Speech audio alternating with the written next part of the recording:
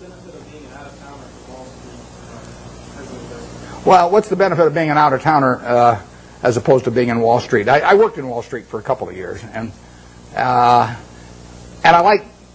I've got my best friends actually, and I'm on both coasts, and I like seeing them, and I get ideas when I go there. But the best way to think about investments is to be in a room with no one else and just think. And if that doesn't work, nothing else is going to work.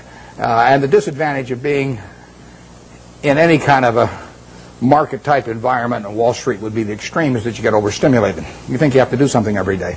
I mean, the Candler family paid $2,000 for this company, and you don't have to do much else if you pick one of those. And the trick then is not to do anything else, even not to sell it in 1919, which the family did later on. So what you're looking for is some way to get one good idea a year, and then ride it to its full potential. And that's very hard to do in an environment where people are shouting prices back and forth every 5 minutes and shoving reports under your nose and all that. Because Wall Street makes its money on activity.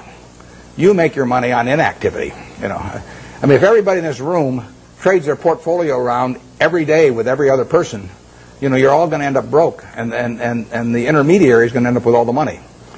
On the other hand, if you all own stock in a group of average businesses and just sit here for the next 50 years, you'll end up with a fair amount of money, and your broker will be broke. So his activity he's like a doctor who gets paid on how often he gets you to change pills. I mean, basically. If he gives you one pill and it cures you the rest of your life, he's got one sale, one transaction, and that's it. But if he can convince you that changing pills every day is the way to great health, it'll be great for him and the prescriptionists, and you'll be out a lot of money, and you won't be any healthier. You'll be a lot worse off financially. So you want to stay away from any environment that stimulates activity, and Wall Street would have the effect of doing that. I used when I went out to Omaha, I'd go back about once every 6 months, and I'd go back with a whole list of things I wanted to check out one way or another, companies I wanted to see, and I would get my money's worth out of those trips. But then I'd go back to Omaha and think about it. Yeah. How should an investor evaluate owning shares of Berkshire Hathaway or Microsoft when they don't pay dividends to the investor? Yeah, well, the question with Berkshire Hathaway, the question was about evaluating Berkshire when it doesn't pay any dividends, and it won't pay any dividends either. It's a promise I can keep. All you get with Berkshire, you stick it in your safe deposit box, and then every year you go down and fondle it. You take it out and you fondle it, then you put it back. And I mean, there's enormous psychic reward in that. You don't underestimate it. But the real question is whether we can keep retaining dollar bills and turning them into more than a dollar at a decent rate. And that's what we try to do. And Charlie Munger and I have our money in it to do that. That's all we'll get paid for doing. We won't take any options. We won't take any salaries to speak of or anything. We'll ride around in the plane.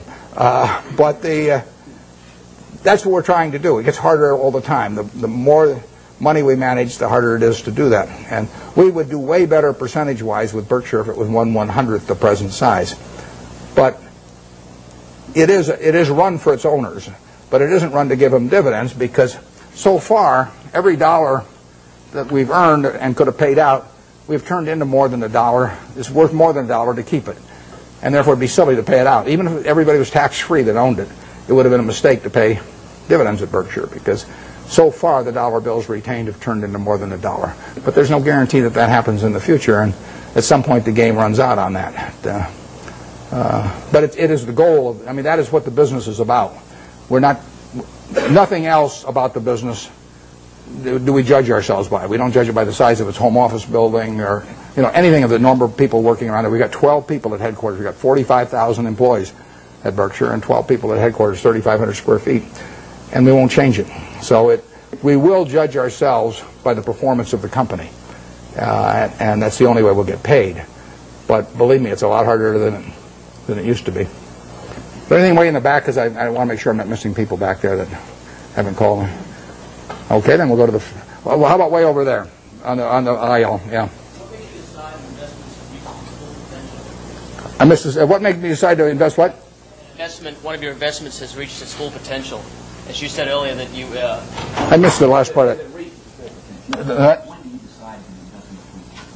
Reached its full potential. Well, ideally, you buy in businesses where you feel that will never happen. In terms of, I mean, I don't buy Coke with the idea that it's going to be out of gas in 10 years, or 15 years. I mean, there could be something happen, but I would think that the chances of that are almost nil. So what we really want to do is buy businesses that we would be happy to own forever.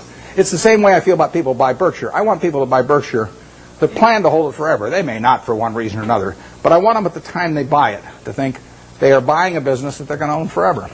And I don't say that's the only way to buy things. It's just that that's the group I want to have join me, because I don't want to have a changing group all the time. I measure Berkshire by how little activity there is in it. If I had a church and I was the preacher and half the congregation left every Sunday, I wouldn't say, "Oh, this is marvelous because I have all this liquidity among my members." There's terrific turnover. I would rather get a church where all the seats are filled, every Sunday by the same people. Well, that's the way we look at the businesses we buy. We want to buy something that we're really happy to own virtually forever, and we can't find a lot of those. And back when I started, I had way more ideas than money, so I was just constantly having to sell what I thought was the least attractive stock in order to buy something that I just discovered that looked even cheaper. But that's not our problem really now. And so we hope we're buying businesses that we're just as happy with 5 years from now as now. And if we ever found some huge acquisition, then we'd have to sell something maybe to make that acquisition. But that would be a very pleasant problem to have. We never buy something with a price target in mind. I mean, we never buy something at 30 saying if it goes to 40, we'll sell it, or 50 or 60 or 100. We just don't do it that way any more than when we buy a private business like See's Candy for $25 million. We don't say to ourselves, if we ever got an offer of $50 million for this business, we'd sell it. That's just not the way to look at a business. The way to look at a business is this going to keep producing more and more and more money over time? And if the answer to that is yes, you don't need to ask any more questions. Yeah, way back there. Those same principles in mind, what was the motivation for taking a piece of Solomon and similarly long-term capital? And how did you come up with the valuation? Well, Solomon, like I said, I went into that because it was a 9% security in 1987, September 1987. The Dow was up 35% that year. We'd sold a lot of stuff, and I had a lot of money around. It looked to me like we were never going to get a chance to do anything. So I took an attractive security form in a business I would never buy the common stock of. And I went in because of that, and I think that's generally a mistake. It worked out okay finally on that, but it's not what I should have been doing. I either should have waited, in which case I could have bought more Coca-Cola a year later or thereabouts, or I should have even bought Coke at the prices it was selling at then, even though it was selling at a pretty good price at the time. So that was a mistake. On long-term capital, we have learned other businesses that are associated with securities over the years. And, I mean, one of them is arbitrage. I've done arbitrage for 45 years, and Graham did it for probably 30 years before that. And that's a business, unfortunately, I have to be near a phone for, and I have to really run out of the office myself, because it requires being more sort of market attuned. And I don't want to do that anymore. So unless a really big arbitrage situation came along that I understood, I won't be doing much of that. But I've probably been in 300 arbitrage situations at least in my life, maybe more. And it was a good business, perfectly good business. Long-term capital has a bunch of positions. They got tons of positions, but the top 10 are probably 90% of the money that's at risk. And I know something about those 10 positions. I don't know everything about them by a long shot, but I know enough where I would feel okay at a big discount going in, and we would have the staying power to hold it out. We might lose money on something like that, but the odds are with us. That's a game that I understand. There's a few other positions we have that aren't that big because they can't get that big, but they could involve yield curve relationships or on the run, off the run governments or things like that are just things you learn over time if you're around securities markets. They're not the base of our business. Probably on average, they've accounted for 0.5 percentage point of our return a year, or 3/4 of a percentage point a year of our return. They're little pluses.